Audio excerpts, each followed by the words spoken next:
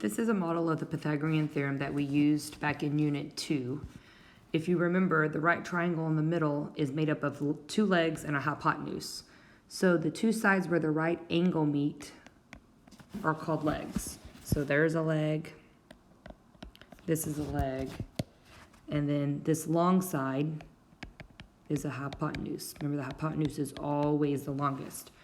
And then we also referred to them as A, B, and C. So one leg is A, one leg is B, and then the hypotenuse is always C. The A and B do not matter. You can switch them.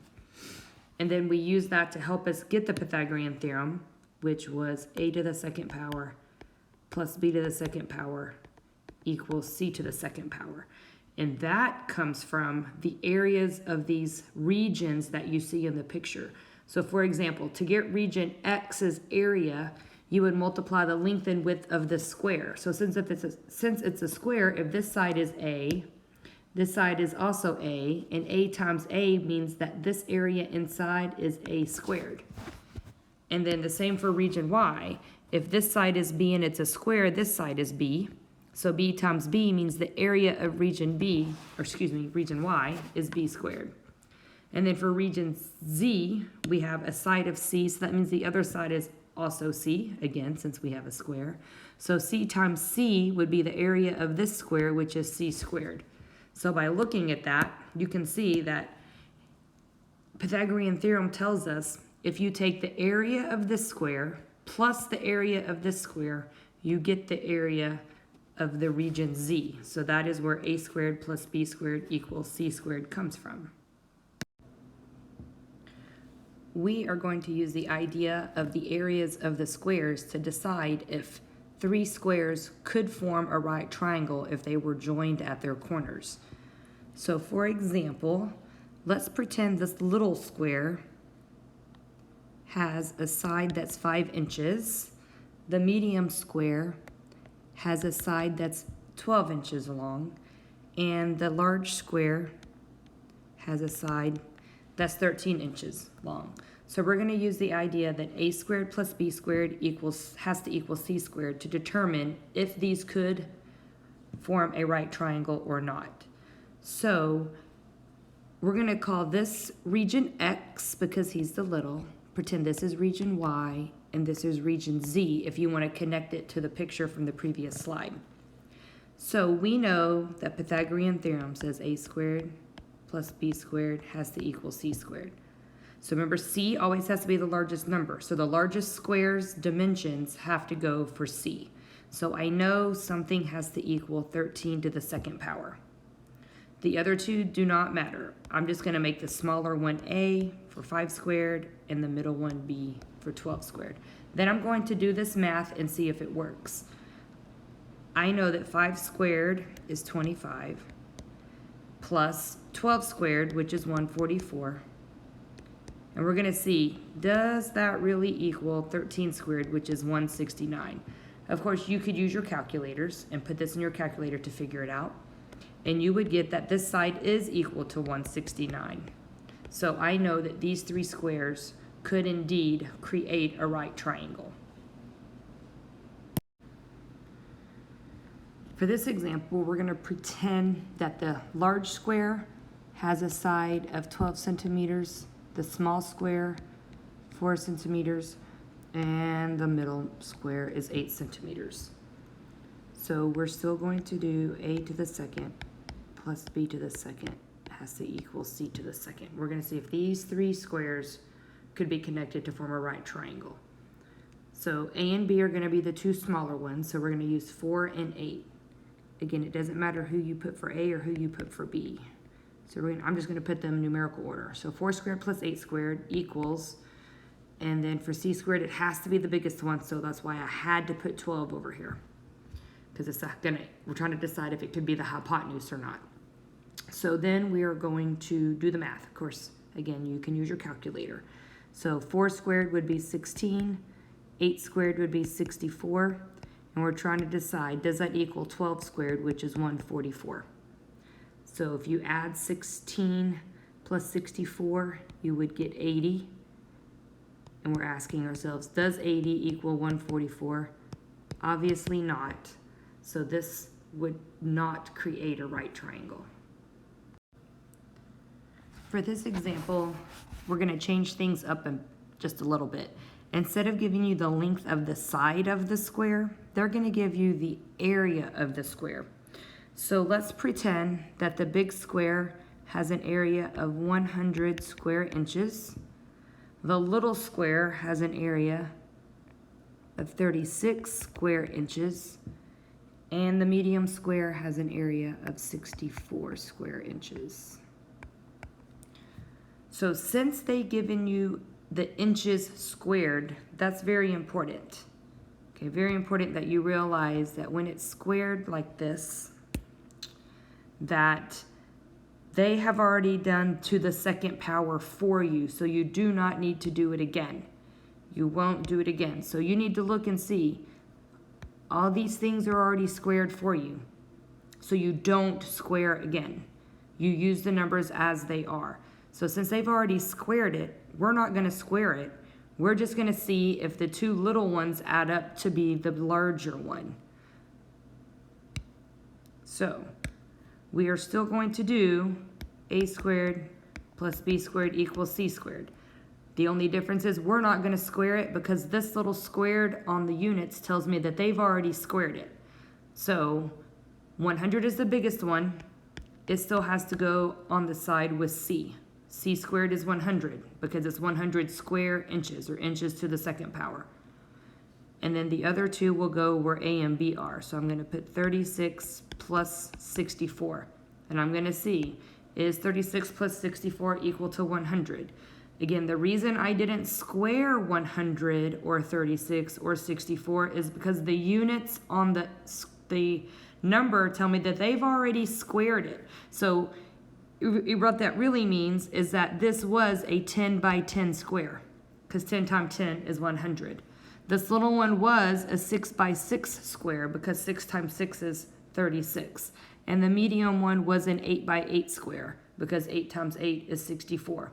So they've already squared it for us. So pay attention to the units, and if the units are to the second power, you can skip the step of squaring. You just have to do the adding part. So we're going to do 36 plus 64, which if you used your calculator or did it mentally, you would get 100. Obviously 100 is the same as the other side, which is 100. So these three would form a right triangle.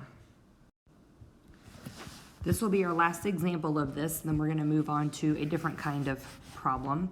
But for this one, again, I'm going to give you the areas.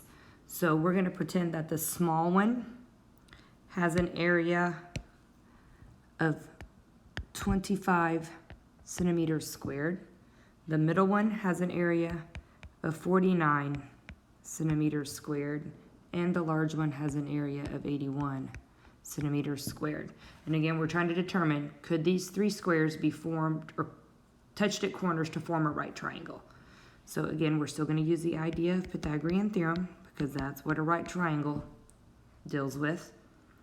So again, if you look at the units, if you notice the units, they are already squared. They square them for you. That tells me I don't square again. If I squared these numbers, I would get really large numbers. So I'm not going to square them again because it is already squared for me. So I just have to make sure I choose the biggest one to be C.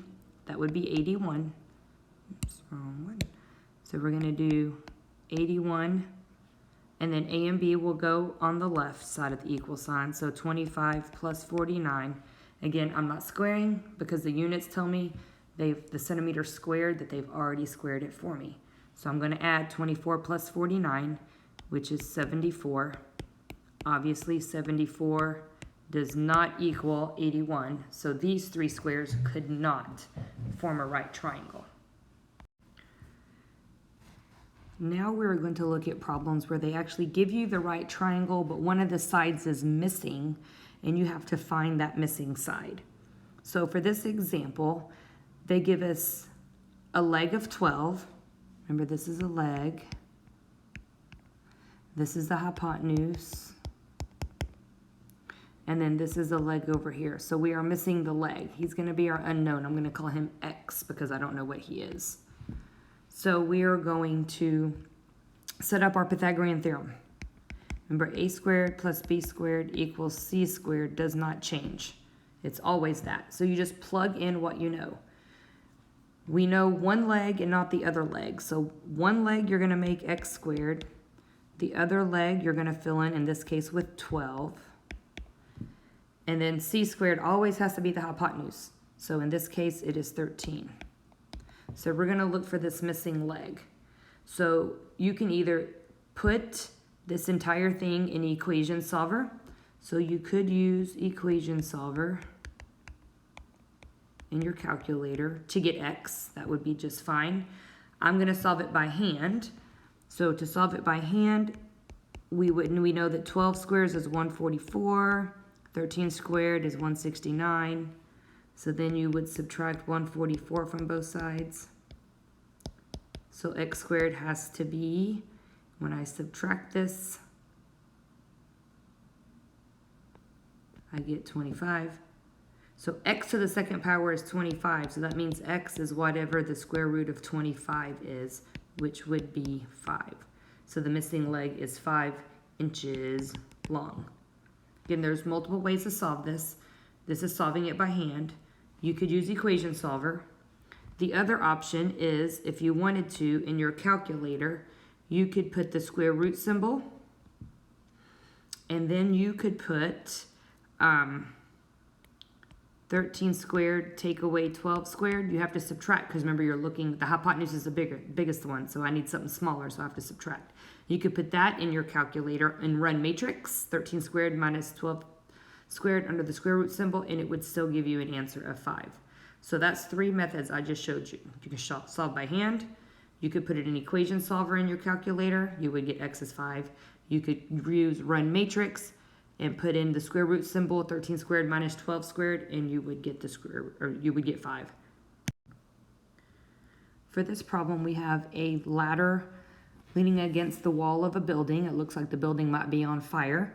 So we're trying to figure out how high, right here, how high up the ladder will reach if it is placed 35 feet from the bottom of the wall. So we're going to do our Pythagorean theorem. So we know a squared plus b squared has to equal c squared. Again, a and b have to be the legs. C has to be the hypotenuse. And so since the ladder is not forming the right angle, it's the hypotenuse. So we know the 50 has to go over here with the c, so it's 50 squared. We have 35 for a leg and h for a leg. So I'm going to say h squared plus 35 squared equals 50 squared. So again, here's where you could put it in an equation solver and just make the h an x, because the calculator won't take h. Or you solve it by hand, or you use run matrix. Again, I'm going to solve it by hand. So h squared would stay. 35 times 35 is 1,225. 50 times 50 is 2,500. So then I'm going to subtract 1,225 from both sides. 1,225. So h squared is equal to 1,275. So that means h is equal to the square root of 1,275, which is approximately 35.7, and it's going to be feet. So the ladder reaches 35.7 feet. And I know this is a reasonable answer because the answer can't be bigger than 50. 50 has to be the longest side. The last thing we have to be able to do with Pythagorean theorem is finding the distance between 2 points on the coordinate plane. So here we have the map of, let's say, 3 friends who either live in the same city or maybe they live in the same neighborhood. And you can see the points that represent their houses on the coordinate grid. So we're going to find the distance from one house to the other. So we're going to start with Stacy and Jenny. We're going to find the distance from Jenny's house to Stacy's house. So we're going to draw in our right triangle. So if we have Stacy and Jenny, we can start at Jenny and we can go up and then over to Stacy, and then connect Stacy and Jenny. And you can see the right triangle that's formed. There's my right triangle. And then I count the units of each side, and I'm trying to find this distance right here, how long that is from the point of Stacy's house to the point for Jenny's house. So going up my leg of my triangle is 4 units, and going across 5 is 5 units. So again, I'm going to do a squared plus b squared equals c squared. The two numbers I found are going to be my legs. The distance between the houses is going to be my hypotenuse, or my c. So I'm going to say 4 squared plus 5 squared has to equal, and I'm going to call it x squared. It could be c squared. The variable doesn't matter. So this is going to be 4 squared is 16, 5 squared is 25. Again, you could also use equation solver at this point and put 4 squared plus 5 squared equals x squared in your equation solver in your calculator. 16 plus 25 is 41. So 41 is x squared. That means x has to be the square root of 41. And when I put the square root of 41 and run matrix in my calculator, I get approximately 6.4. So we don't know if these are miles or whatever apart. Feet, well, can't be feet, she can't be 6 feet apart, but it's 6.4 units to get from the point of Jenny's house to the location of Stacy's house. For this one, we are going to go from Marcia's house to Jenny's house. So you need to create a right triangle. I'm going to go up first. You could go over first if you wanted, that's fine. And then I'm going to go over second, and then I'm going to connect my 2 dots. You just want to get that right triangle in there. So then I'm going to count how far up I had to go. So 1, 2, 3, 4, 5, 6, 7, 8. So up was 8 units, and then to the side, 1, 2, 3, 4, 5, is 6 units. And I'm going to look for this. When you're on a coordinate plane and looking for distance, you're always looking for the hypotenuse. So a squared plus b squared equals c squared. So a and b are my 6 squared and my 8 squared. My x squared is my hypotenuse because it's not touching the right angle, and remember it has to be the longest. And so again, you can put this stop here and put this in equation solver if you would like, or you can do run matrix, whichever you prefer. I'm going to solve by hand. 36 plus 64, that would be 100 is equal to x squared. So x has to be the square root of 100, which would be 10. So they are 10 units apart to get from Marcia's house to Jenny's house. Well, this is the end of the notes for this module. Good job. You now need to complete the practice problems for Module 4.